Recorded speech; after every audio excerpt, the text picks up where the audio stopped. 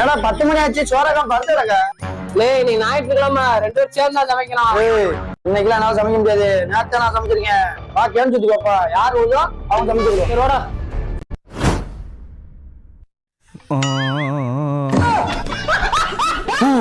நீதான் சமைக்கணும், போய் சம. எனக்கு சிக்கன்லாம் சமைக்க தெரியாது, சமைச்சா காரமா சமைப்பேன். பரவாயில்லையா? பரவாயில்ல, காரமா சாப்பிட்டா வீரமா இருக்கு. போய் சம.